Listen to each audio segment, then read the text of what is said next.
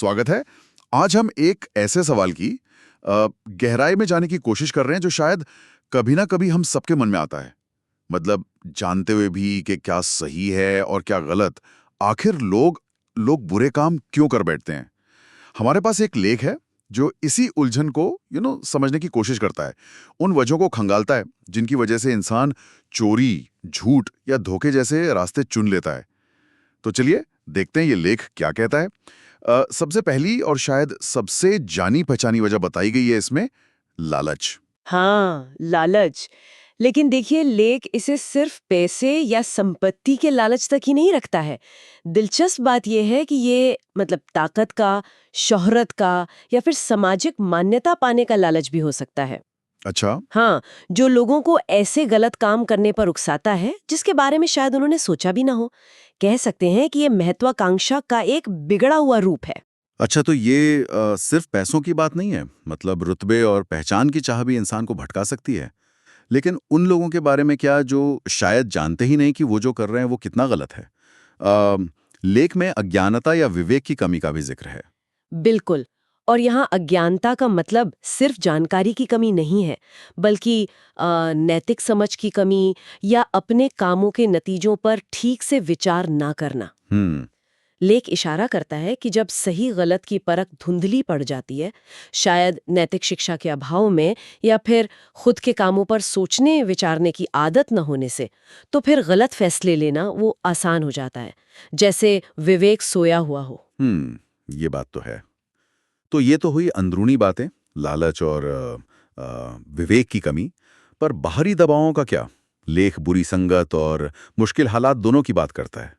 क्या ये चीजें मिलकर ज्यादा असर डालती हैं? हाँ, बिल्कुल। लेख इन दोनों को जोड़कर देखता है। जैसे बुरी सोहबत, खासकर कम उम्र में, वो गलत सोच को बढ़ावा दे सकती है। हम्म। और अगर उसी समय मान लीजिए व्यक्ति गरीबी, बेरोजगारी या फिर भारी कर्ज जैसी मुश्किलों से घिरा हो, हाँ। तो वो हालात उसे और ज्यादा मतलब गलत रास्ते पर धकेल सकते हैं। हाँ। लेख कहता है कि ऐसी स्थिति में इंसान को शायद सही रास्ता सूझना बंद हो जाता है हम्म। और वो शॉर्टकट या अपराध का रास्ता अपना लेता है। हम्म। ये एक तरह का दुष्चक्र बन जाता है। यानी अंदरूनी कमजोरी और बाहरी दबाव दोनों मिलकर ज्यादा खतरनाक हो जाते हैं। हम्म। एक और पहलू जिसका जिक्र है वो है समाज में सजा का डर कम होना। हाँ। क्या इसका मतलब यह है कि अगर लोग पकड़े जाने से नहीं डरते तो बुराई ज्यादा बढ़ती है? हाँ, लेख इसी ओर इशारा करता है। जब अपराधियों को सजा मिलती नहीं दिखती या व्यवस्था थोड़ी ढीली नजर आती है, तो दूसरों का भी हौसला बढ़ता है। उन्हें लगता है कि वे भी बिना किसी नतीजे के बच निकलेंगे। सही कहा। और इसके साथ ही लेख आज के मीडिया और सिनेमा के प्रभाव पर भी उंगली उठाता है। जी।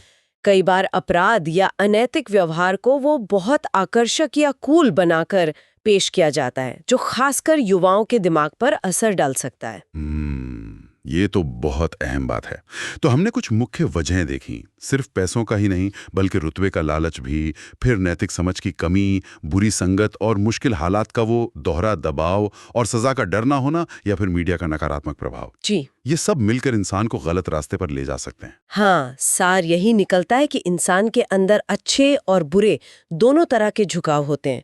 लेख के अनुसार समस्या तब होते है जब हम अपने अंदर की अच्छाई को अनदेखा करते हैं या उसे पनपने का मौका ही नहीं देते।